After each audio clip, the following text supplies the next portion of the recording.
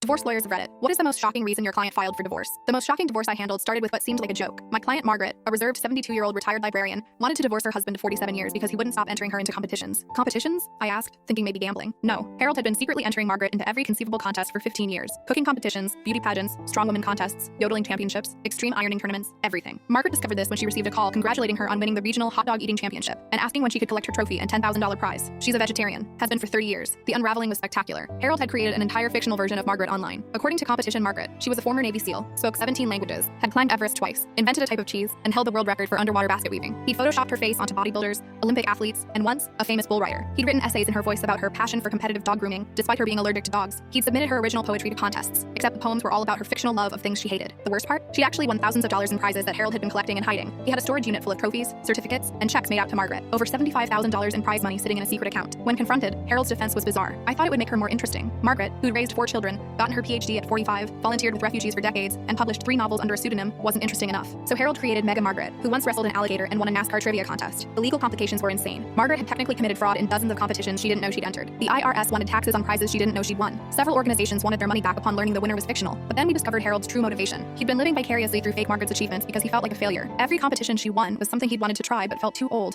too scared, or too embarrassed to attempt. The bull riding photo? Harold had always wanted to be a cowboy. The Navy SEAL backstory? His biggest regret was never serving in the military. The 17 languages? He'd tried learning Spanish for 40 years and still couldn't conjugate verbs. The breaking point came when Margaret found out she was scheduled to compete in an international taxidermy championship. Harold had submitted a squirrel he'd badly stuffed himself as her work. But the squirrel wasn't just any squirrel. It was Mr. Nuts, Margaret's beloved pet squirrel who died years ago, whom Harold had secretly dug up and taxidermied. That's when Margaret also discovered Harold had entered her into a most devoted wife contest, with an essay about how she supported his dreams. The irony was lost on Harold but not the judge. During divorce proceedings, organizations started calling Margaret to compete based on her amazing track record. The American Cheese Society wanted her to judge. The International Yodeling Federation offered her a teaching position. The Underwater Basket Weaving Guild, yes, it's real, invited her to their annual convention. The divorce settlement was unique. Margaret got the house, the real bank accounts, and surprisingly, decided to keep some of the trophies. She also got a restraining order preventing Harold from entering her into anything, ever. Harold's punishment fit the crime perfectly. The judge ordered him to personally write apology letters to every organization, explaining the fraud and taking responsibility. Over 500 letters. Each had to be unique, handwritten, and explain what he'd learned about honesty. The twist? Margaret actually did enter one competition after the divorce, a creative writing contest about the most unusual divorce. She won first place with her true story. Harold found out when the magazine arrived at his apartment. She still had him on the subscription list out of spite. Even better, she used her prize money to take actual Spanish lessons and sent Harold a video of herself having a fluent conversation with the instructor. The message was clear. It's never too late to actually try instead of living through fictional versions of others. Margaret's now 75, actually competing in senior athletic events. Turns out she's great at shot put, and wrote a bestseller, I Didn't Know I Was. Interesting. A memoir of accidental excellence. Harold, last I heard, enters himself in competitions now. He's terrible at everything but keeps trying. He came in last in a hot dog eating contest. He's also vegetarian. But Margaret sent him a congratulations card. It said, at least you were actually there. They're oddly friends now, bonded by the absurdity of it all. She even helped him with his taxidermy skills. They entered a couples taxidermy contest together, as friends,